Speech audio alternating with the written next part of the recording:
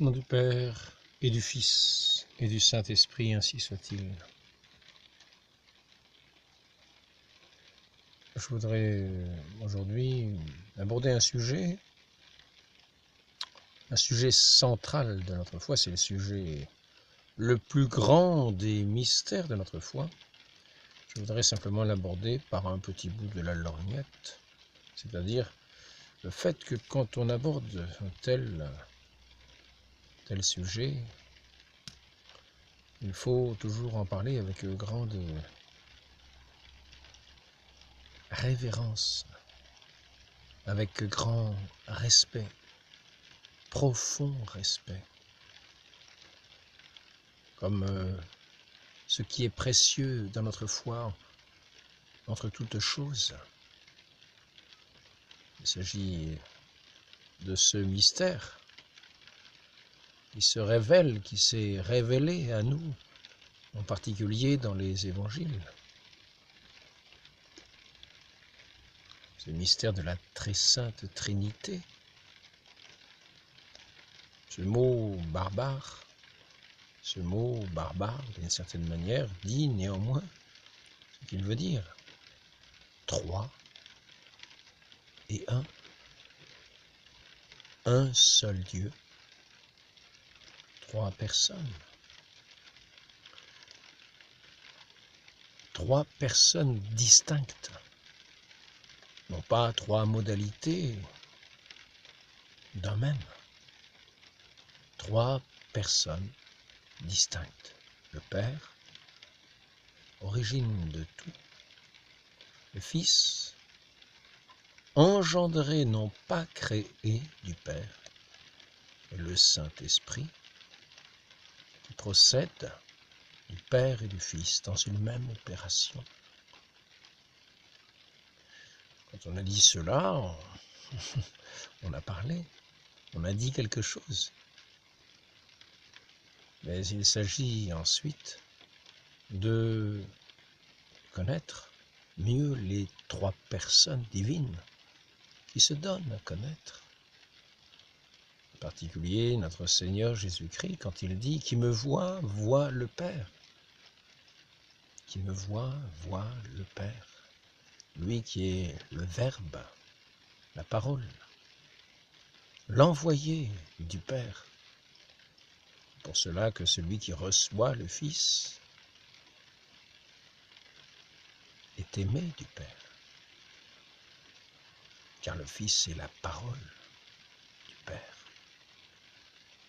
Ainsi celui qui reçoit le Fils reçoit la parole du Père. De ce Père qui est amour, de sa parole qui est vérité. Ainsi, lui qui reçoit et qui garde la parole, le Fils, qui garde les paroles, la parole du Fils, témoigne par là qu'il aime le Fils. Il garde sa parole. Il en témoigne au prix de sa vie. Et cela, le Père le considère, le voit, l'estime. Et le Père aime celui qui garde la parole, celui qui aime le Fils. Ainsi, notre Seigneur, lorsqu'il nous dit « Je ne vous appelle plus », disons, il ne dit pas « Je ne vous appelle plus », il dit « Je vous appelle maintenant mes amis, parce que je vous ai fait connaître ce que le Père m'avait donné à vous faire connaître, c'est-à-dire lui-même. C'est-à-dire lui-même. Car les enfants de Dieu sont aussi ses héritiers pour entrer dans cette plénitude de cet amour du Père. De ce mystère immense, de ce mystère d'amour insondable. Et justement, nous sommes ces êtres vivants qui vivons de son amour, non pas qui le définissons simplement par des définitions de paroles, mais qui entrons dans ce mystère en aimant, en aimant.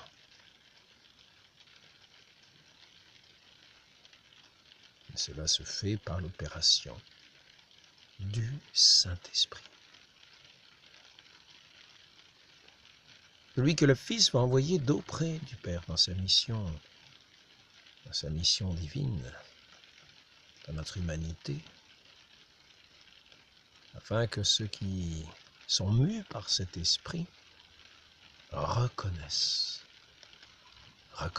toutes les œuvres divines, reconnaissent le Fils en particulier. Qu'est-ce que accomplir l'œuvre du Père? C'est croire au Fils, et cela se fait par l'Esprit Saint. Nul ne peut dire que Jésus-Christ est Seigneur si cela n'est donné du Saint-Esprit qui est l'Esprit de Dieu. L'Esprit de Dieu connaît les profondeurs de Dieu et donne à connaître, donne à entrer dans ces profondeurs à ceux qui possèdent cet esprit que le Christ envoie d'auprès du Père. Donc nous avons ici ce très profond mystère de notre foi. Et cependant, il n'y a pas trois dieux. Tous trois sont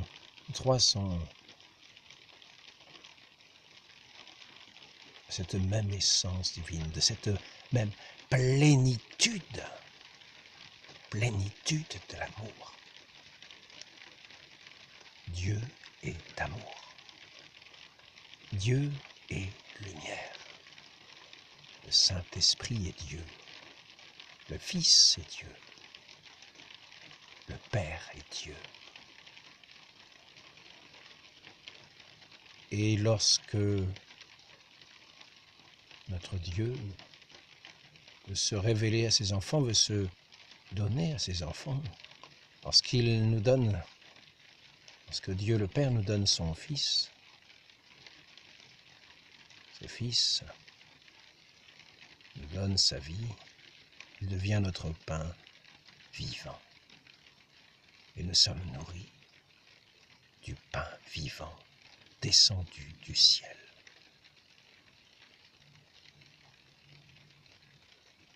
Et nous sommes appelés à entrer dans cette plénitude de Dieu. Car Dieu ne donne pas à moitié ses dons. Il se communique lui-même à nous, ses créatures.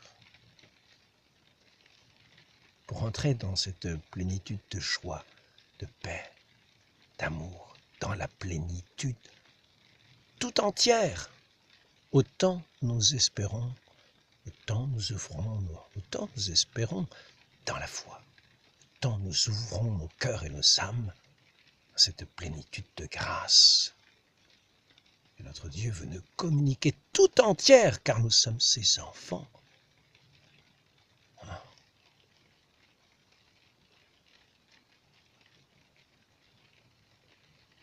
Donc, lorsque nous parlons de tels mystères de notre foi, il faut le faire avec une grande dignité, la plus grande possible. Si ce mystère est un mystère parce que justement, nous ne pouvons pas le comprendre, c'est-à-dire le prendre avec nos mains, le saisir de nos mains, le saisir comme par notre intelligence, le saisir dans des mots. Mais c'est un mystère dans lequel nous entrons en croyant, en aimant, en espérant. Un mystère infini. Ce mystère infini de la vie éternelle. Donc, lorsque nous parlons du mystère de la Sainte Trinité, nous ne pouvons pas en parler à la légère. Ce mystère si sublime, car mieux vaut se taire que de mal en parler. Et lorsque nous voyons malheureusement, c'est l'occasion pour laquelle je parle dans cette vidéo, pour inviter ceux qui en parlent à se taire, c'est ce qu'ils ignorent. Il vaut mieux parler justement de ce que l'on perçoit que s'aventurer dans d'éventuelles erreurs, parlant faussement de ce qui est le mystère de l'amour et de la vérité, qui est notre fondement, qui est notre vie, qui est notre tout. Donc, je m'adresse aussi à ceux qui parlent à l'Église, car aujourd'hui, malheureusement, un père, prêtre, semblait comme dans un embarras, jouait-il une sorte de comédie, en disant que c'était un mystère qui semblait très compliqué à percevoir, et en faisant des mimiques comme des mous, comme des... Donc j'invite ceux qui en parlent à n'en parler qu'avec ceux en invitant à y entrer dans ce qu'il y a de plus saint, plus sacré, de plus beau.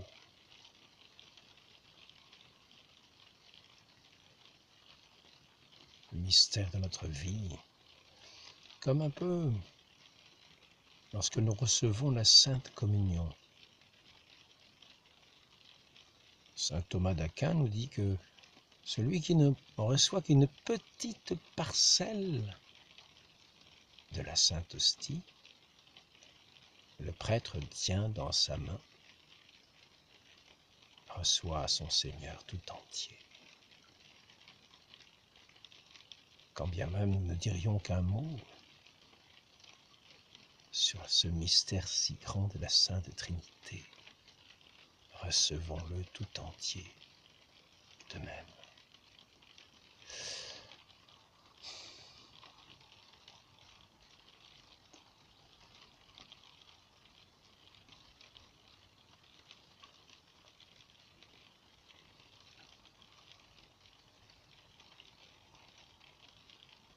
Je pourrais prendre le catéchisme à la rencontre qu'a écrit Saint Vincent de Paul, pour voir comment il en parle dans son catéchisme, dans son petit catéchisme à la rencontre.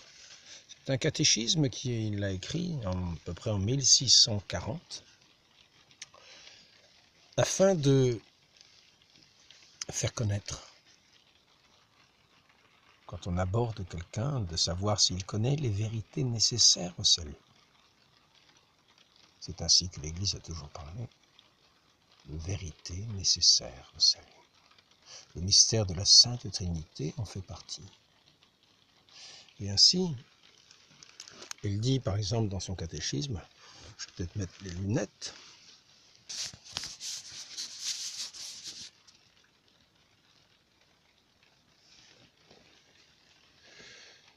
quatrième journée de ce catéchisme, le mystère de la Sainte Trinité. Quel est le premier, le plus grand de tous les mystères de notre foi? C'est celui de la très sainte Trinité. Qu'est-ce que la Trinité? C'est un seul Dieu en trois personnes. Qu'est-ce que Dieu? Le Créateur du ciel et de la terre, et le Seigneur universel de toutes choses. Combien y a-t-il de dieux? Il n'y a qu'un seul. Combien y a-t-il qu'il est? Il a toujours été, il sera toujours. Où est Dieu? Il est partout, par essence, par présence et par puissance. Est-il dans le ciel, dans les enfers et dans la terre? Oui, il est partout. Est-il ici? Oui. Pourquoi ne le voyons-nous pas? Parce qu'il est invisible, car il est esprit. Dieu n'a-t-il pas un corps, des yeux, des oreilles, une bouche comme nous? Non, car c'est un pur esprit. Combien y a-t-il de personnes en Dieu? Il y en a trois, le Père, le Fils et le Saint-Esprit. Le Père est-il Dieu? Oui.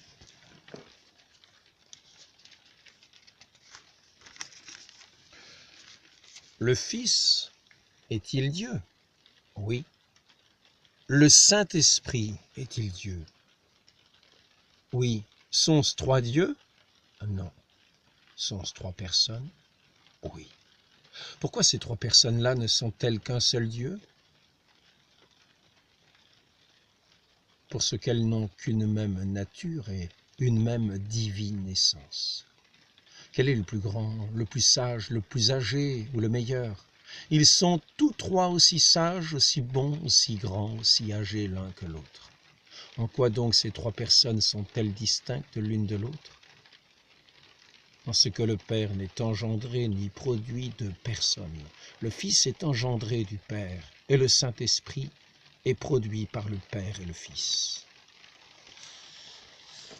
Voici donc cette leçon sur la Sainte Trinité, cette leçon élémentaire. Si nous ne savons pas parler de la très Sainte Trinité, avant d'aborder ce sujet en public, regardons le catéchisme de l'Église catholique. Moi j'ai pris celui de Saint Vincent de Paul, mais regardons celui de l'Église catholique. Et disons au moins simplement, abordons simplement, tel que Dieu aime que l'on parle, simplement, en parlant aux âmes, afin de leur faire goûter cette substance de l'amour qu'ils vont leur communiquer dans les sacrements.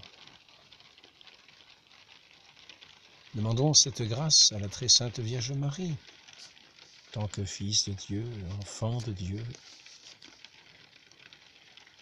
d'honorer de toutes nos forces, de pénétrer de tout notre être, de toutes nos forces, ce mystère de la Sainte Trinité qui se donne à nous. Le Père nous donne le Fils, nous envoie le Saint-Esprit, dont il fait de nous les temples. Ô Marie conçue sans péché, priez pour nous qui avons recours à vous. Donnez-nous cet esprit, ce Saint-Esprit, qui nous fasse pénétrer tous les mystères divins à la mesure dont nous ouvrons nos intelligences et nos cœurs, à la mesure de notre espérance, à la mesure de notre foi. Ainsi soit-il. Au nom du Père et du Fils et du Saint-Esprit, ainsi soit-il.